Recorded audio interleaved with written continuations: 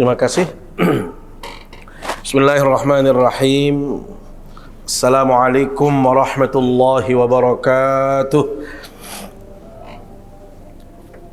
Innal hamdalillah nahmaduhu wa nasta'inuhu wa nastaghfiruh wa na'udzu billahi min shururi anfusina wa min sayyiati a'malina. May yahdihillahu fala mudilla lahu wa may yudlil fala hadiya lahu. Asyhadu an la ilaha illallah wa asyhadu anna Muhammadan abduhu wa rasuluh. Allahumma salli wa sallim wa barik ala hadzal nabiyil karim Muhammad ibn Abdullah wa ala alihi wa sahbihi ajma'in. Amma ba'du. Yang kami hormati dan muliakan segenap para jamaah, alhamdulillah pada sore hari yang penuh dengan kemuliaan ini, sore hari Jumat, waktu yang sangat baik untuk beribadah, bermunajat, mendekatkan diri kepada Allah. Waktu yang sangat baik untuk diijabah segala hajat dan permohonan kita semua. Dan harinya juga masih hari yang istimewa. Maka patut kiranya kita bersyukur kepada Allah Subhanahu wa taala bahwasanya kita masih dianugerahkan berbagai macam kenikmatan oleh Allah Subhanahu wa taala, termasuk hadirnya kita di majelis ilmu pada sore hari ini adalah merupakan satu anugerah yang sangat besar dari Allah Subhanahu wa taala.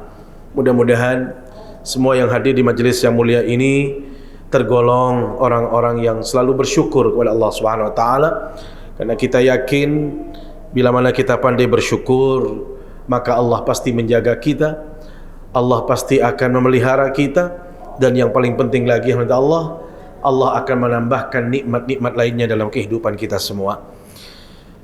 Salawat serta salam selalu kita sampaikan ke hadapan baginda Rasul sallallahu alaihi wasallam, panutan kita, teladan kita dalam semua sisi kehidupan. Sehingga bila mana kita bisa mencontoh beliau, walaupun kita tidak bisa mencontoh beliau secara utuh, secara keseluruhan, tetapi kita bisa hanya melakukan hal-hal yang kecil, hal-hal yang ringan yang diajarkan oleh baginda Rasul sallallahu alaihi wasallam. Itu saja sudah cukup menjadi alasan kita untuk mendapatkan syafaat baginda Rasulullah sallallahu alaihi wasallam. Hadirin yang dimuliakan Allah Subhanahu wa taala, kajian kita pada sore hari ini adalah mengkaji tafsir surat Al-Baqarah ayat 183 yang kaitannya dengan ibadah puasa. Kita tahu saat ini kita berada di 10 hari terakhir, atau paling tidak di penghujung daripada bulan Sya'ban. Ini menunjukkan bahwasanya tidak lama lagi, waktu yang tidak lama lagi kita semua akan berjumpa dengan bulan suci Ramadan. Semua orang menantikan perjumpaan dengan bulan suci Ramadan. Semua orang ingin bertemu dengan bulan suci Ramadan. Kecuali orang-orang yang memang bermasalah keimanannya, itulah orang-orang yang tidak ingin berjumpa dengan bulan suci Ramadan. Tetapi bila mana mereka benar-benar beriman, maka ini adalah momen yang kita nanti-nantikan. Maka tentu kita berdoa kepada Allah SWT, bukan hanya bulan ini saja, atau bukan hanya di bulan Sya'ban ini saja, tetapi kita bisa berjumpa Ramadan, bahkan terus Ramadan berikutnya pun kita diperjumpakan oleh Allah Subhanahu wa taala. Hadirin yang dimuliakan Allah Subhanahu wa taala, bulan Ramadan adalah bulan yang paling istimewa. Kenapa dikatakan istimewa? Hormati Allah, banyak sekali alasannya, termasuk di ayat ini nanti akan diawali dengan ucapan-ucapan yang mengistimewakan orang-orang yang berpuasa. Pertama, alasannya bulan ini bulan istimewa, yang memberikan penilaian langsung itu adalah Allah Subhanahu wa taala. Ini adalah, saya pikir cukup jadi alasan mengapa bulan ini istimewa, karena yang memberikan penilaian langsung itu Allah sendiri. Kalau ibadah-ibadah yang lain, malaikat yang diperintahkan oleh Allah, malaikat berikan penilaian, batasannya seperti ini, mulai memberikan nilai dari nilai A, intervalnya sekian sampai sekian, itu sudah ada ketentuannya. Tetapi kalau berbicara puasa, illa shauma fa innahu li wa ana ajzi bihi, kecuali puasa, malaikat tidak lagi memberikan penilaian. Siapa yang memberikan penilaian? Allah langsung. Ini menunjukkan bahwasanya ibadah ini istimewa. Yang kedua, bulannya bulan yang istimewa. Kita tahu karena bulan ini adalah bulan yang istimewa, maka segala sesuatu yang dilakukan oleh seorang hamba itu menjadi mulia, menjadi istimewa. Bayangkan Rasul sallallahu alaihi wasallam memberikan gambaran, qad adhallakum syahrun azimun mubarak. Anda wahai manusia sudah dibayang-bayangi dengan kedatangan bulan yang penuh dengan kemuliaan, bulan yang agung, bulan yang sangat mulia, kata Rasulullah SAW. Jadi bulan ini adalah disebut sebagai syahrun azimun, bulan yang mulia. Karena bulannya mulia, rahmat Allah, maka segala yang kita lakukan ini menjadi mulia. Masya Allah. Kalau di dalam lanjutan hadis tadi Bapak Ibu disebutkan, saking mulianya bulan ini, man taqarraba fihi bi khaslatin minal khair kana kaman adda faridatan fi ma siwah.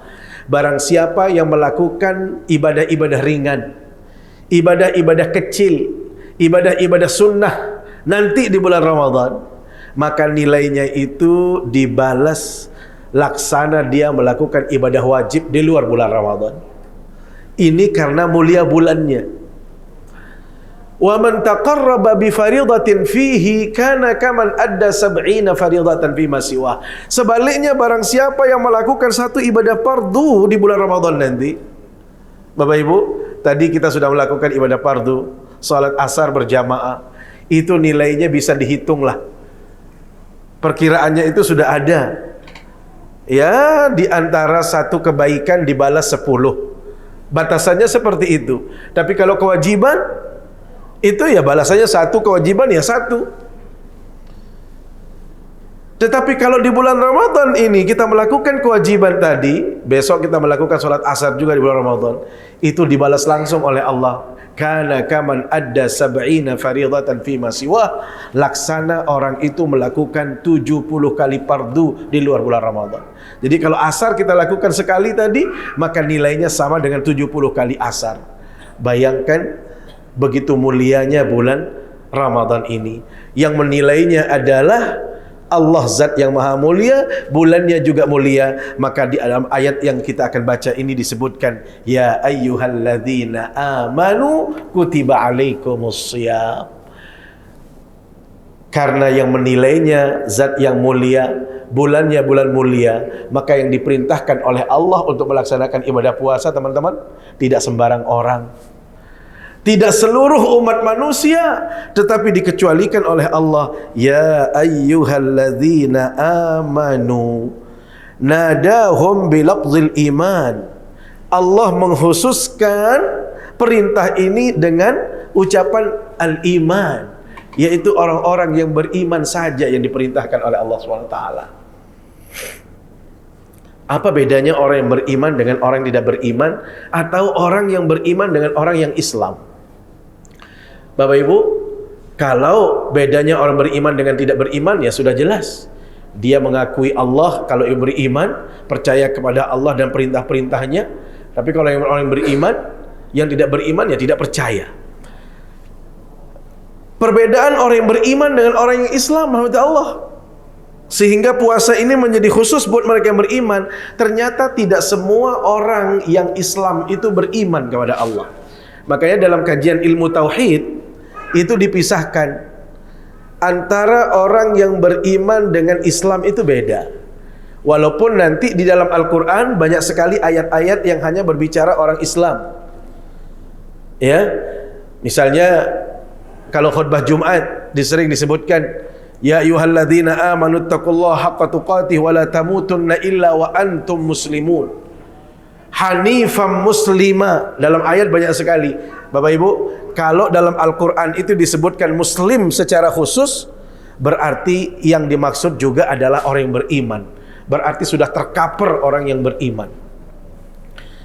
Wala tamutunna illa wa antum muslimun. Jangan sampai engkau meninggal dunia kecuali dalam keadaan muslim. Berarti orang ini maksudnya adalah muslim yang benar-benar beriman.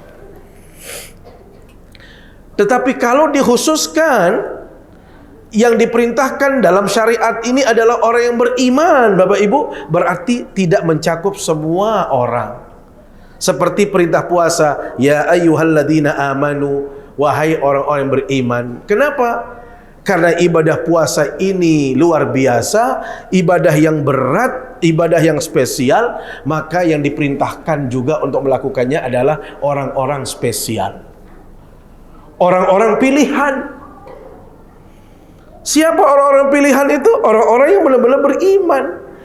Karena belum tentu dia, walaupun sudah mengaku Islam, Bapak Ibu, belum tentu dia menunjukkan orang yang beriman. Makanya dalam kaidah ilmu akidah itu, ilmu tauhid, disebutkan setiap orang yang beriman itu sudah dipastikan dia Islam. Tetapi tidak semua orang Islam itu beriman kepada Allah. Tidak semua orang Islam itu beriman, tetapi semua orang yang beriman itu sudah pasti Islam.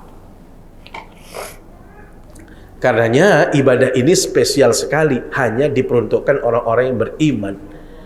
Kalau orang Islam itu banyak, ya, yang mengaku diri Islam itu banyak. Bayangkan di dalam surat Al-Hujurat itu di ayat yang ke-14, 15, 16 itu Allah SWT tegaskan, qalatil a'rabu amanna qul lam tu'minu walakin kunu aslamna. Orang-orang Arab Badui mengatakan, ya Allah, kami sudah beriman kepadamu, ya Allah, kami sudah mantap beriman, yakin kepadamu. Justru Allah menjawabnya apa? Qul lam tu'minu walakin qulu aslamna. Anda ini belum dikatakan beriman. Kenapa? Satu, Anda itu baru jadi orang Islam, belum beriman kepada Allah. Karena syarat menjadi orang yang beriman itu lebih berat daripada orang Islam, Bapak Ibu. Kalau Islam itu cukup syahadat. Seringkali kita dengar ada saudara-saudara kita yang mau masuk Islam. Apa syaratnya? Bersyahadat, selesai dia. Mau sholat, nggak sholat, kita saja yang sudah bersyahadat, nggak mau sholat, tidak sholat, itu lain hal itu. Yang penting kita sudah Islam, baru kita jadi orang Islam. Tapi pertanyaannya, kita sudah beriman atau tidak? Belum tentu. Allah mengatakan, Anda belum beriman. Kenapa dikatakan belum beriman? Walamma yadkhulul imanu fi qulubikum. Karena iman itu belum menghunjam di sini, belum masuk ke sini, baru sebatas verbal, baru sebatas ucapan, asyhadu alla ilaha illallah. Saya percaya, bersaksi bahwasanya tidak Tuhan saya. Itu Islam, Bapak Ibu. Tapi kalau iman itu, begitu kita sebut asyhadu alla ilaha illallah, kita yakin merasakan kehadiran Allah dalam diri kita, dalam hati kita, menghunjam dia. Yakin bahwasanya Allah maha segalanya. Ya, kita yakin Allah mengetahui kita, melindungi kita, yang memberikan kita fasilitas makan, minum, yang menghidupkan, yang mematikan. Itu langsung menghunjam di sini, Bapak Ibu. Sehingga kalau kita sudah mengatakan hati kita, saya beriman, maka orang yang beriman seperti itu sudah benar-benar terpelihara, terukur segala kegiatannya. Mohon maaf, terukur dia. Dia akan melakukan mana yang baik menurut dia, mana yang tidak baik dia tinggalkan. Terukur sekali, terarah orang yang beriman itu. Akidahnya pun lurus, mantap. Dia yakin Allah sebagai pelindung dia, Allah yang memberikan makan kepada dia, Allah yang melindungi dia dari segala macam. Udah, dia berserah diri kepada Allah. Dia tawakal. Setelah dia berusaha totalitas, dia tawakal. Itu orang yang beriman. Makanya innamal mu'minuna alladzina idza dzukirallahu wajilat qulubuhum wa idza tuliyat 'alaihim ayatuhu zadatuhum imana wa 'ala rabbihim yatawakkalun. Orang yang beriman itu, Bapak Ibu, hatinya ini sudah matang sekali, mantap merasakan kehadiran Allah dalam dirinya. Dan inilah sebenarnya yang berat. Yang berat di dalam beriman itu adalah merasakan kehadiran Tuhan. Allah Maha melihat, Allah Maha mengetahui. Bapak Ibu, saya tidak tahu saya pernah cerita nggak di sini.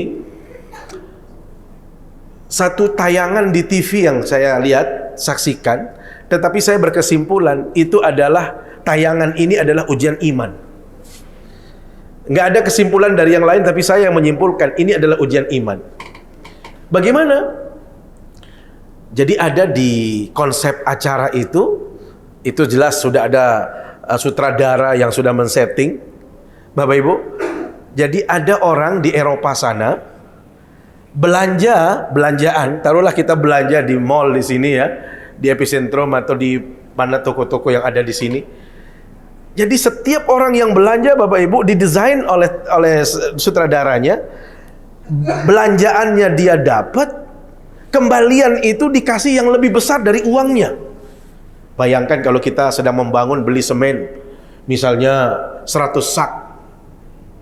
Ya, berapa kira-kira sekarang? 50 taruhlah. Berarti 5 juta, kira-kira begitu.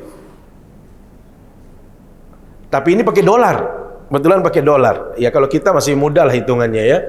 Jadi kembaliannya itu dikasih, agak sulit memang kalau beli semen ya, agak sulit karena memang barangnya sudah banyak gitu ya. Masa iya sih kita keliru. Tapi ini contohnya. Jadi ada orang belanjaannya sekian ratus misalnya, sekian ratus ribu, dikasih belanjaannya, susuknya itu Bapak Ibu oleh kasir itu dilebihkan. Jadi kalau uangnya $400, maka pura-pura kasir itu ngasih $600. Yang diuji itu 10 orang, mohon maaf. 10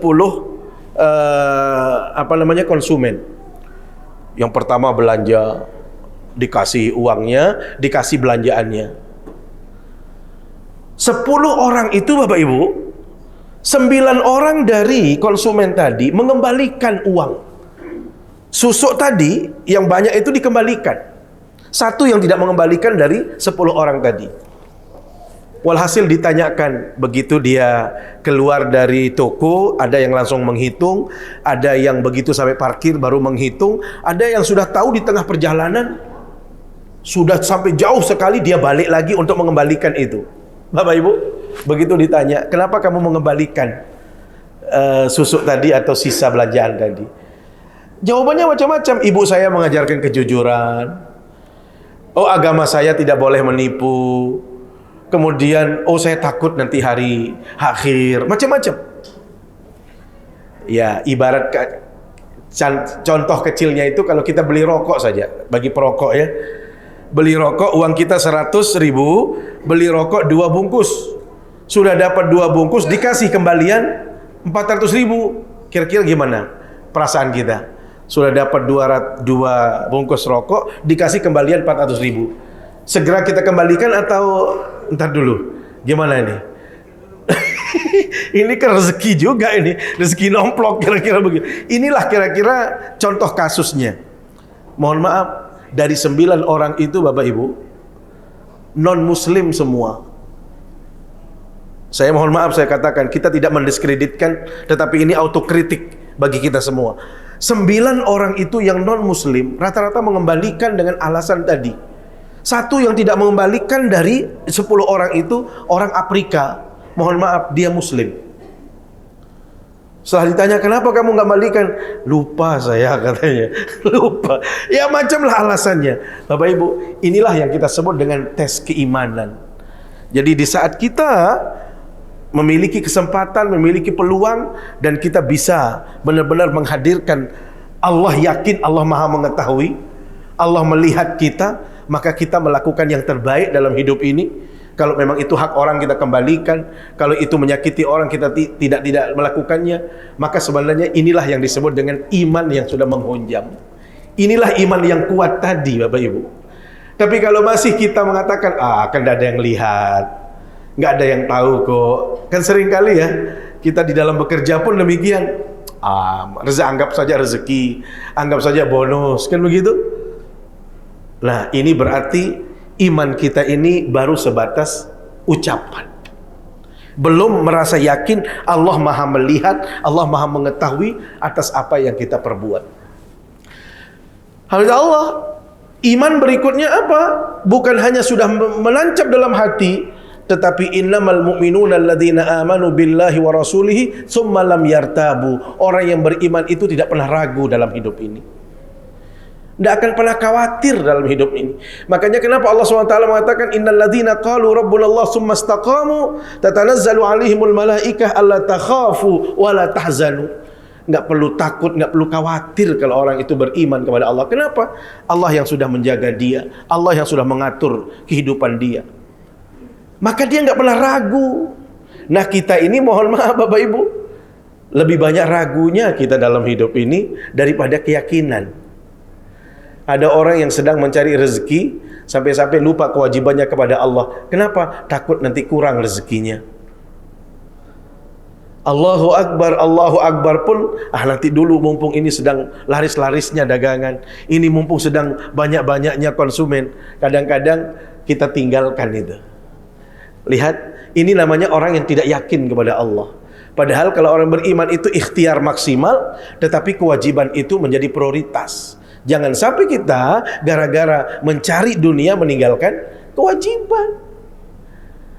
Jadi makanya kenapa misalnya saya baru saja kita pulang dari Mekah itu, kita melihat bagaimana sih orang-orang sana, ya, dalam kondisi laris manis pun, ya sudah kalau memang sudah nutup, itu bukan hanya di kawasan haram, itu juga berlaku di semua tempat. Ya salah satunya adalah bagaimana penghormatannya kepada Allah, penghargaan kepada Allah, itu juga penting sebagai orang yang beriman. Nah, kita kadang-kadang kalau sudah urusannya Tuhan, urusannya dengan Allah, seolah-olah ini kok sama Allah saja. Seringkali saya kasih contoh, dari pagi kita beraktivitas, semangat luar biasa, transaksi terus terjadi, jam 8, jam 9, jam 10, jam 11, begitu jam 12 lebih 20 menit saja, Allahu Akbar, mulai kita malasnya luar biasa. Mulai kita mengatakan, aduh, sholat terus, kira-kira begitu, berat rasanya. Kalau sudah sholat itu berat, seolah-olah hidup ini hanya sholat saja. Padahal sholat itu hanya 4 menit sekali sholat. 2 menit kita diperintahkan. Tapi banyak di antara saudara-saudara kita yang tawar-menawar. Ini artinya apa? Imannya belum lurus. Karena itu dia masih ragu dalam hidup ini. Kalau orang yang sudah beriman Bapak Ibu, dia tidak akan pernah ragu dalam hidup ini. La yartabu summa lam yartabu. Apalagi syarat menjadi orang beriman yang benar-benar beriman, wajahadu bi amwalihim wa anfusihim. Kalau orang benar-benar beriman Bapak Ibu, disuruh oleh Allah keluarkan hartamu, kalau perlu korbankan nyawamu, kecil bagi mereka yang beriman.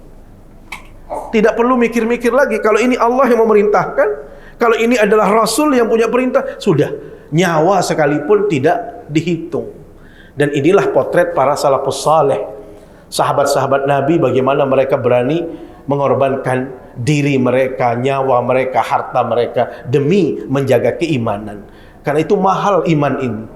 Ya, iman inilah yang menjadi syarat utama orang masuk surga. Bukan kekayaan, bukan jabatan, tapi iman. Maka karena itu iman ini sangat berat sekali, termasuk yang diperintahkan berpuasa pun tidak sembarang orang. Siapa yang diperintahkan? Ya ayyuhalladzina amanu, yaitu mereka-mereka yang beriman kepada Allah. Wahai orang-orang yang beriman. Kutiba alaikumus siyamu, ay furida alaikum siyamu syahri Ramadan. Diperintahkan, ya, kalau dalam Al-Quran itu tidak menunjukkan pelakunya atau subjeknya, ini menunjukkan perkara itu sangat penting sekali. Jadi bisa saja dalam redaksi misalnya kataballahu alaikumus siyam, tapi kutiba, ya, kalau dalam bahasa Arabnya itu sengaja disembunyikan, sighah lil majhul, ya, itu menunjukkan bahwasanya perintah ini sangat kuat sekali, sangat istimewa sekali. Kutiba alaikumus siyam, diperintahkan kepada kita semua untuk melakukan ibadah puasa. Kama kutiba alal ladzina min qablikum, sebagaimana sudah atau telah diperintahkan kepada orang-orang sebelum engkau wahai Nabi Muhammad. Bapak Ibu yang dimuliakan Allah SWT, puasa ini bukan hanya milik umat Nabi Muhammad, Tetapi puasa ini pun pernah diperintahkan oleh Allah kepada generasi sebelumnya. Karena itu kita tahu misalnya di dalam riwayat terkait dengan Asyura misalnya, atau 10 Muharram, mereka orang-orang Yahudi itu berpuasa. Begitu baginda Nabi sampai Madinah, mereka ditanya, kenapa kamu berpuasa saat ini? Apa jawab mereka? Ini adalah hari istimewa bagi kami, karena hari inilah Nabi Musa diselamatkan dari Fir'aun. Maka kami biasa berpuasa di hari itu. Maka Rasul katakan, nahnu ahaqqu min Musa. Kita lebih berhak daripada Nabi Musa dalam urusan ini. Karena itu kita ada puasa Asyura. Itu adalah salah satu menjadi gambaran kalau mereka itu juga berpuasa. Yang pasti kata ulama, dulu sebelum diperintahkannya puasa bulan Ramadan, semua ahli kitab itu berpuasa 3 kali sehari. 3 kali dalam sebulan. Itu sudah rutin. Setiap bulan mereka berpuasa 3 kali. Setelah adanya perintah puasa, maka kebiasaan yang 3 hari itu digantikan dengan puasa di bulan Ramadan. Kemudian yang membedakan puasa mereka dengan kita, disebutkan dalam hadis bahwasanya seorang muslim itu selamanya akan baik. La yazalun nasu bi khairin ma'ajjalul fitr wa akharu as-sahur. Seseorang itu selamanya akan baik, kata Rasul, selama dia mensegerakan dirinya berbuka. Ini yang membedakan antara umat Nabi Muhammad dengan umat sebelumnya. Kalau mereka berpuasa itu sampai malam hari berpuasa. Nah, kalau kita tidak, begitu akhir daripada hari itu ditandai dengan masuknya maghrib, itu kita disegerakan untuk berbuka.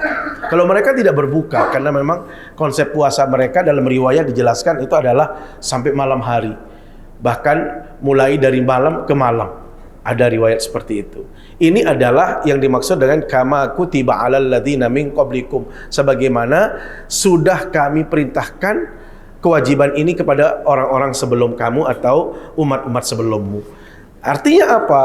Ibadah puasa secara umum itu sudah ada sebelum baginda Rasul sallallahu alaihi wasallam, tetapi yang berbeda itu adalah tata cara, kaifiatnya saja yang berbeda. Dalam Al-Quran misalnya, dalam konteks Maryam, inni nazartu lirrahmani sauman falan ukallimal yawma insiya. Dulu mereka berpuasa. Bagaimana cara berpuasanya? Tidak ngomong kepada siapapun. Jadi dia tidak mau ngomong, mau berbicara dengan siapapun, itu juga adalah cara berpuasanya. Kemudian dalam riwayat juga dijelaskan cara berpuasanya orang-orang terdahulu. Dulu rata-rata agama atau ajaran agama itu juga masuk di situ otoritas daripada pemimpin agama, pemimpin umat. Jadi yang menentukan syariat itu selain Allah, juga pemimpin agama itu juga punya otoritas. Kayak tadi pagi saya di jamaah Pemda di kantor gubernur, kita berbicara tentang Fir'aun. Bapak Ibu, ternyata Fir'aun itu sebenarnya tugasnya dulu itu adalah sebagai mediator antara Tuhan dengan manusia. Jadi jembatan komunikasi itu disampaikan melalui Fir'aun. Itulah tugas awalnya. Tetapi karena lama-kelamaan mungkin Fir'aun berubah niat, ya, melihat kondisinya berbeda, walhasil dia menuhankan dirinya. Awalnya itu hanya sebagai mediator.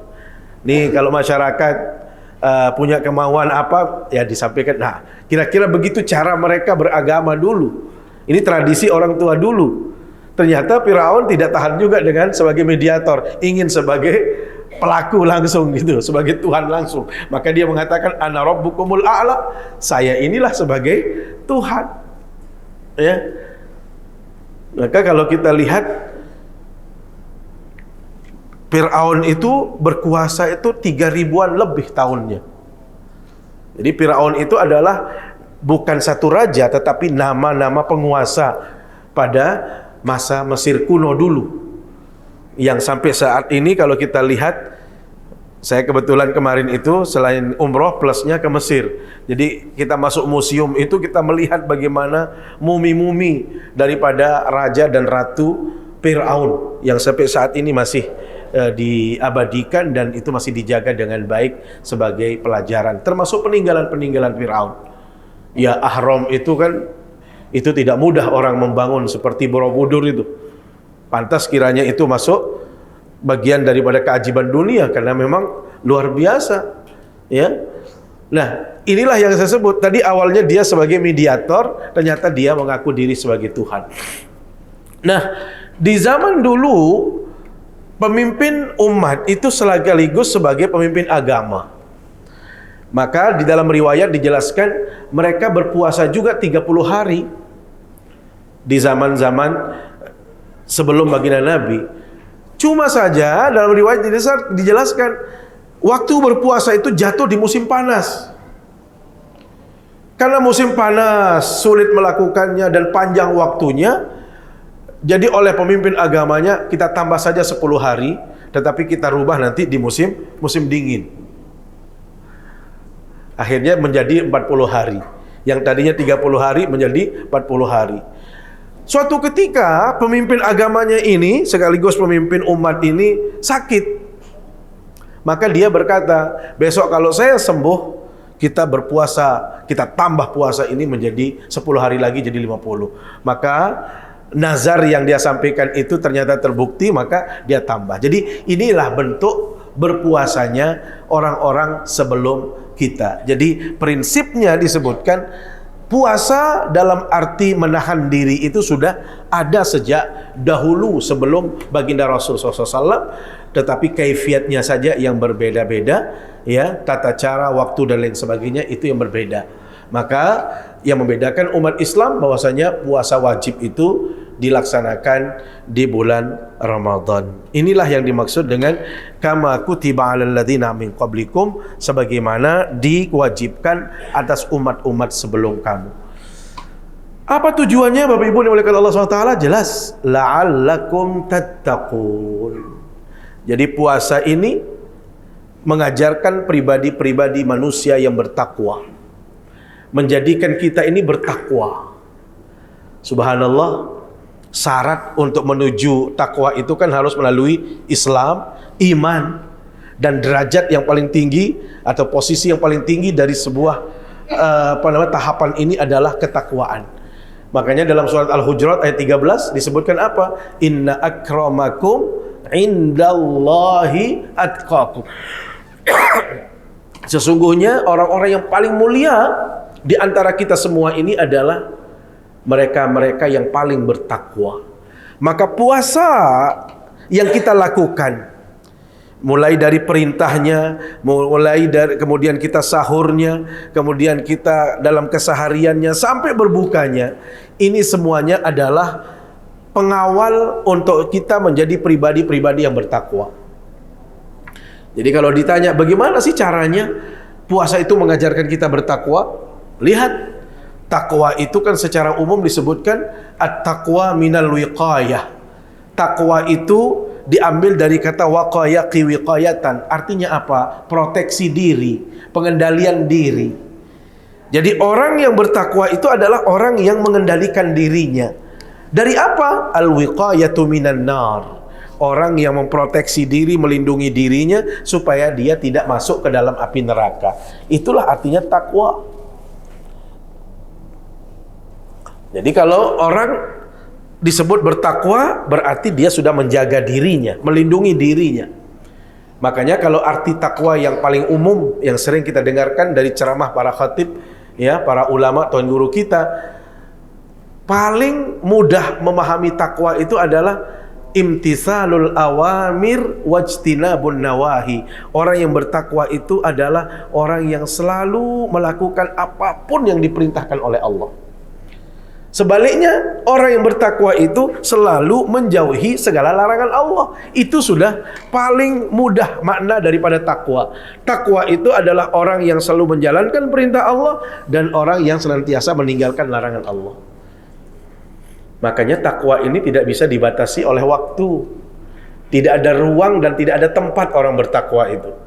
Apa maknanya? Orang bertakwa itu dimanapun berada dia harus bertakwa. Situasinya bagaimanapun dia harus bertakwa. Makanya kata Rasul SAW dalam hadisnya apa? Ittaqillaha haitsuma kunta. Bertakwalah kepada Allah dimanapun kita berada. Sehingga takwa ini tidak dibatasi. Bukan bertakwa di bulan Ramadan saja, bukan bertakwa di masjid saja, tetapi di semua lini, di semua tempat, dalam kondisi apapun, takwa itu harus hadir dalam pribadi seorang muslim. Maka la'alla dalam ayat ini disebutkan, kalau bahasa ulama tafsir, tarajjun, itu pengharapan. La'allakum tattaqun, yang diharapkan dari berpuasa itu adalah apa? Supaya kita menjadi pribadi-pribadi yang bertakwa. Pribadi yang benar-benar menjalankan perintah Allah secara total dan menjauhi larangan Allah secara total juga. Tadi sudah kita katakan, ibadah puasa ini adalah ibadah yang paling istimewa. Makanya dalam kitab Minhajul Qasidin yang ditulis oleh Imam Ibnul Qayyim Al-Jauzi, ya, itu disebutkan, bukan, Ibnu Qudamah Al-Maqdisi, ya, dalam kitab Minhajul Qasidin disebutkan apa? Kenapa puasa itu termasuk ibadah yang paling istimewa daripada ibadah yang lain? Beliau memberikan jawaban, ada dua paling tidak jawabannya. Dua alasan kenapa puasa itu diistimewakan daripada ibadah-ibadah yang lain. Termasuk sholat, termasuk puasa, termasuk haji sekalipun, umroh sekalipun, itu masih lebih diistimewakan puasa. Jawabannya apa? Satu, innahu sirrun wa amalun batin la yarahul khalqu wa la yadkhuluhu riya'un.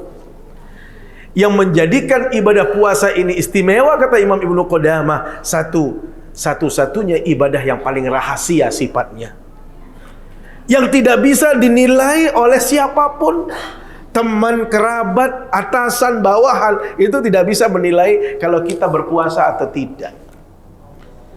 Makanya dia disebut amalun batin, pekerjaan yang benar-benar didasari atas dasar keinginan seseorang, ketulusan seseorang kepada Allah. La yarahul khalqu wa la yadkhuluhu riya'un. Satu-satunya ibadah yang tidak bisa dinilai oleh manusia itu hanya puasa. Termasuk yang tidak bisa dimasukkan oleh riya, sombong atau pamer, itu hanya puasa. Kalau ibadah-ibadah yang lain itu mudah kita pamer. Makanya dia tidak terlalu istimewa ibadah yang lain. Tapi kalau puasa, Masya Allah. Nanti kita coba buktikan waktu kita berpuasa.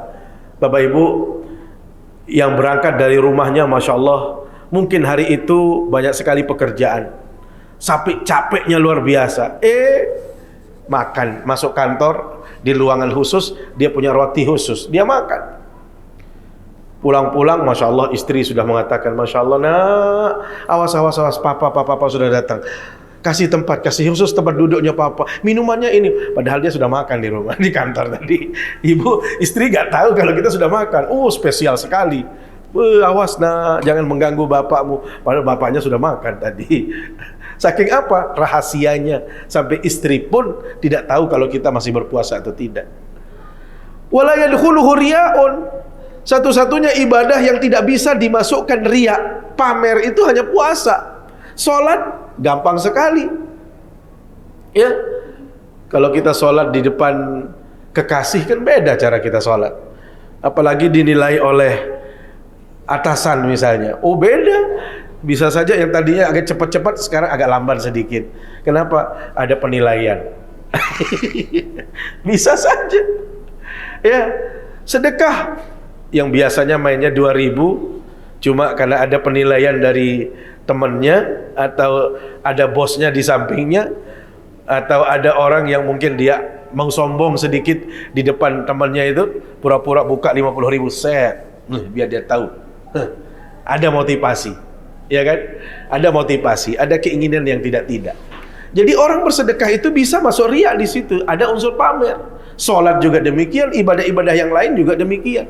Orang bisa berhaji berkali-kali, umroh, bisa saja yang awalnya niatnya ikhlas bergeser, oh Anda ini orang kaya, ya orang hebat. Oh iya ya, jadi berubah niat yang tadinya tulus karena Allah, merasa hebat, menjadi superior dan lain sebagainya. Tapi kalau ibadah puasa, kita nggak bisa riya. Mau pamer bagaimana, orang sama-sama lapar kita, ya nggak ada. Mau mencari penghargaan dari orang lain terlalu kecil. Jadi benar-benar kita lakukan ibadah puasa ini benar-benar dia rahasia, dan kerahasiaannya itu tidak ditahu oleh siapapun, dan kita benar-benar tulus melakukan ibadah ini.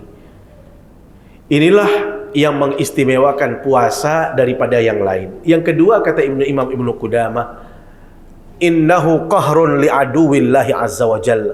Satu-satunya ibadah yang bisa mengalahkan tipu daya setan, yang mengalahkan godaan setan, itu hanya puasa. Kalau yang lain itu agak berat melawan setan, ya, salat itu agak berat, ya, haji berat. Tapi kalau puasa itu benar-benar, kalau bahasa kita keok setan itu ya keok benar, terasa sekali. Bapak Ibu, alhamdulillah, coba bandingkan suasana batin kita di saat berpuasa dengan tidak. Kalau kita nggak berpuasa, masya Allah, apalagi asupan makanan, itu kata ulama, setan, inna syaitana yajri min ibni adama majrad dami, dalam hadis. Setan itu lalu lalang dalam diri manusia itu melalui darah. Fadayyikuhu bil ju', maka persempit ruang gerak tadi dengan puasa. Ternyata secara ilmiah, Bapak Ibu, darah itu akan semakin segar bila mana ada asupan makanan yang terus-menerus masuk. Jadi semakin sering kita makan, maka situasi kita semakin segar. Nah, ternyata kalau kita berpuasa, asupan itu kan tidak ada. Jalan setan itu sudah dipersempit. Setan itu masuk melalui darah. Dan darah itu dia tidak akan menggelegar, dia tidak akan subur kalau tidak ada asupan makanan. Maka di saat kita berpuasa, kita terasa sekali bagaimana situasi batin kita jauh lebih nyaman, lebih tenang. Sehingga kita itu, setan mau menggoda kita, yuk pergi ke sini. Ntar dulu ini puasa. Setan mengatakan ini, oh ntar mau ambil Quran dulu. Kenapa? Bulan puasa itu seolah-olah kebaikan saja. Ini menunjukkan bahwasanya setan itu sebenarnya sudah dikalahkan secara tidak langsung oleh manusia. Dengan apa? Ruang gerak dia dipersempit. Ruang gerak dia itu adalah melalui makanan, darah. Maka darah kita biarkan seperti itu, tidak diberikan ruang, maka setan sebenarnya sulit untuk menggoda kita. Makanya di bulan puasa coba lihat, itulah yang dimaksud kenapa setan itu dibelenggu. Ruang geraknya yang terbatas. Orang lebih senang zikir, lebih senang baca Quran, lebih senang iktikaf, lebih banyak bersedekah, kan begitu? Kenapa?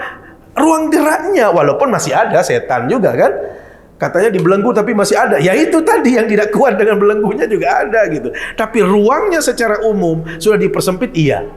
Perihal orang ini kuat atau tidak pertahanannya tergantung kepada kita masing-masing. Ya, karena setan itu bukan di artinya sama sekali tidak ada ruang, ada tetapi dipersempit ruang tadi. Maka kita rasakan bulan puasa ini kita lebih banyak berzikir, lebih banyak baca Quran. Kenapa? Setan itu dikalahkan. Dibanding kita nggak berpuasa saat ini. Coba kalau kita nggak berpuasa, kayaknya Quran itu agak berat, zikir itu kurang. Kenapa? Karena banyak setan caranya itu. Mau begini ada saja caranya. Yang ini belum selesai, ini belum ini, ada yang nunggu dan lain sebagainya. Ya, ini. Maka Allah bisa dikatakan bahwasanya puasa ini menjadi ibadah yang paling spesial di antara ibadah-ibadah yang lain, sebagaimana yang disampaikan oleh para ulama tadi. Maka Allah, di akhir daripada kajian ini kita bermunajat kepada Allah, mudah-mudahan kita di antara orang-orang yang diberikan kesempatan berjumpa dengan bulan suci Ramadan. Amin. Yang kedua, pesan baginda Nabi, Kalau sudah bulan-bulan seperti ini sudah datang, ya bagiyal khair aqbil. Wahai orang-orang yang cinta kebaikan, yang menginginkan kebaikan, silahkan jemput kedatangan bulan suci Ramadan dengan penuh sukacita, dengan rasa senang yang terus-menerus. Jadi jangan menjadikan kedatangan bulan Ramadan mengganggu aktivitas kita, akan mengurangi kegiatan kita, bukan. Tetapi sebaliknya kita menyambutnya dengan sukacita, bahwasanya ini adalah bulan yang dinanti-nantikan oleh semua orang. Maka mari kita terima kedatangan bulan Ramadan dengan penuh sukacita, dengan rasa yang senang gembira. Maka itu adalah cara yang harus kita hadirkan. Kemudian yang kedua kata Rasul, wa ya baghiyasy syarri aqsir. Wahai orang-orang yang masih suka melakukan dosa, sudah berhenti dulu deh. Jangan melakukan dosa, jangan berbuat dosa, jangan terus-menerus melakukan dosa. Kenapa? Ini adalah bulan spesial, maka mari kita ambil bagian dari bulan yang istimewa ini. Saya pikir demikian Allah yang bisa kami sampaikan. Nanti kalau ada hal-hal yang perlu kita diskusikan, bisa kita berikan ruang dan kesempatan untuk kita berdiskusi. Demikian, terima kasih. Mohon maaf bila ada yang kurang berkenan. Aku lu qauli hadza wa astaghfirullah. Assalamualaikum warahmatullahi wabarakatuh. Allahu sallallahu alaihi.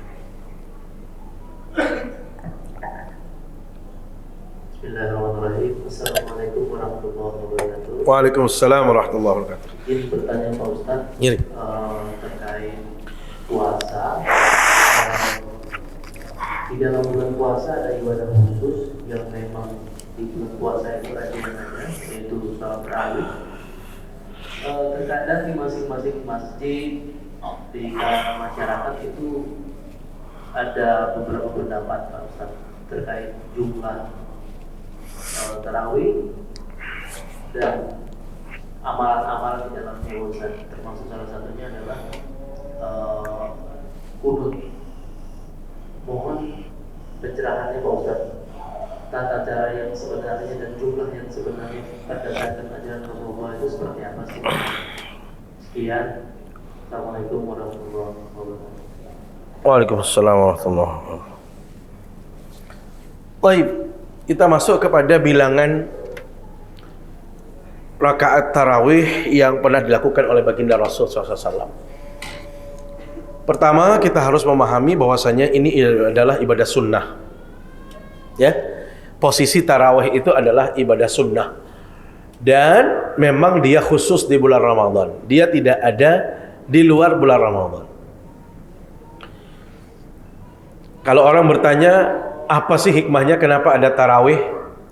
Sebenarnya simpel saja. Kalau saya baca beberapa literatur, puasa itu kan hanya di bulan Ramadan. Kemudian biasanya orang yang berpuasa, karena seharian dia tidak makan dan tidak minum, maka dia sudah mempersiapkan makanan-makanan yang terbaik, yang paling enak menurut dia. Ya, rata-rata manis dan nikmat. Ya, kolak itu adanya juga di bulan puasa. Di Arab sana itu ada makanan khusus namanya qataib. Tempat saya kuliah dulu di Yordania itu namanya qataib. Qataib itu kayak kita ini serabi lah. Ya, itu nggak akan keluar kecuali di bulan Ramadan. Jadi bulan Ramadan itu spesial sekali. Makanan yang tidak pernah hadir, ya kayak kolak dan lain sebagainya, makanan yang lezat-lezat dan lain sebagainya. Bayangkan kata ulama, kalau kita makan satu makanannya spesial, nikmat-nikmat luar biasa, kemudian banyaknya juga banyak kita makan, unsur gulanya juga di situ banyak, karbonya juga banyak, kemudian kita tidak bisa menetralisirnya. Apa yang terjadi kemudian? Itu akan menjadi sumber penyakit. Maka adanya tarawih itu adalah untuk mengimbangi supaya apa? Makanan yang sudah masuk itu ada tempat kita untuk berinteraksi dan bergerak, kira-kira begitu. Kalau kita tidur langsung, itu kan bisa bahaya. Orang yang makan dengan makanan yang lezat tadi, kemudian dia tertidur, maka dia akan menjadi penyakit. Maka ini adalah salah satu di antara hikmah selain kalau itu adalah perintah agama, ya, perintah agama yang menjadi sumber pahala, salah satunya adalah dari sisi kesehatan. Jadi tarawih itu adalah untuk mengimbangi asupan makanan yang spesial yang masuk tadi, sehingga kondisi fisik manusia itu tetap menjadi stabil dan sehat selalu. Nah, dalam riwayat dijelaskan bahwasanya Rasul sallallahu alaihi wasallam la yazidu, kata Aisyah, tidak pernah lebih min 11 rakaah. Beliau tidak pernah menambah baik di luar Ramadan maupun di Ramadan kecuali 11 rakaat. Ya. Jadi beliau selalu kalau salat di bulan Ramadan dan di luar bulan Ramadan itu 11 rakaatan. Jadi 8 tarawihnya, kemudian nanti 3 witirnya, lengkaplah itu menjadi 11. Nah, dalam proses berikutnya, karena Rasul SAW itu ditunggu-tunggu oleh para sahabat. Pertama beliau sholat, banyak yang ikut. Yang kedua juga beliau, banyak sekali yang ikut. Yang ketiga itu sudah banyak yang menunggu ceritanya.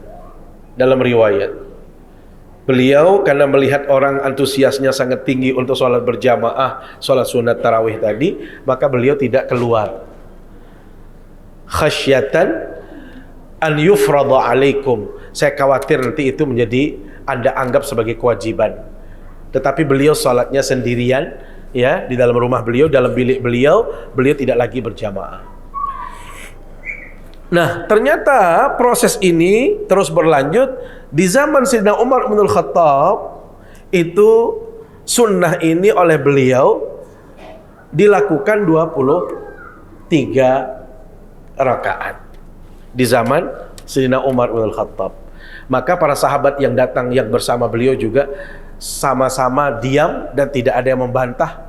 Berarti ini masuk wilayah perkara yang ditetapkan oleh sahabat. Artinya tidak bertentangan dengan ajaran agama. Karena kembali judul awalnya adalah sunnah, ya, sunnah. Maka dipandang ini adalah sunnah yang baik, maka sahabat pun tidak ada yang menentang. Sehingga berlakulah yang 23 rakaat itu mengambil perilaku daripada sahabat Nabi yang namanya Sayyidina Umar bin Khattab.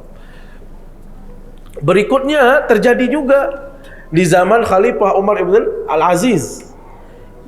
Itu sampai dilakukan 33 kali rakaat melakukan salat. Sehingga dari sini disimpulkan bahwasanya yang dilakukan oleh baginda Nabi adalah 11, kemudian di zaman sahabat itu bertambah, kembali kepada prinsip awal, karena ini ibadah sunnah, maka sebenarnya sangat dikembalikan kepada situasi, kesanggupan dan kesiapan daripada masing-masing jamaah. Kira-kira begitu. Tetapi kalau yang berkenan dengan 11 juga tidak ada masalah. Hal yang sama dengan 23 juga tidak ada masalah karena ada sandarannya. 33 sekalipun tidak ada yang masalah karena ada sandarannya. Karena itu terjadi berbagai macam model di dalam melaksanakan ibadah tarawih. Yang panjang-panjang biasanya mengambil yang 11 rakaat, kemudian yang agak cepat itu mengambil yang 23. Maka inilah gambaran kenapa terjadi perbedaan. Tetapi yang dilakukan oleh baginda Nabi sendiri adalah itu 11 rakaat. Karena Aisyah mengatakan, saya tidak pernah melihat baginda Nabi di luar Ramadan maupun dalam Ramadan melakukan salat sunnah kecuali 11 rakaat. Itu yang dilakukan. Kemudian kaitannya dengan kunut, ya, di dalam konteks tarawih, Imam Syafi'i itu mensyaratkan kunut pertengahan puasa, pertengahan Ramadan. Jadi 15 ke atas itu harus kunut. Tetapi sebaliknya, yang lain itu bisa kunut dari awal. Dari sholat pertama itu sudah bisa kunut. Jadi tidak dibatasi oleh 15 pertama. Jadi selain Imam Syafi'i itu membolehkan kunut itu di bulan Ramadan dari awal Ramadan. Tetapi di pandangan Imam Syafi'i, kunut itu dimulai pertengahan bulan Ramadan. Jadi begitu kita mendapatkan 15, berarti malam ke-16-nya itu saja yang kunut di akhir witir di bulan Ramadan.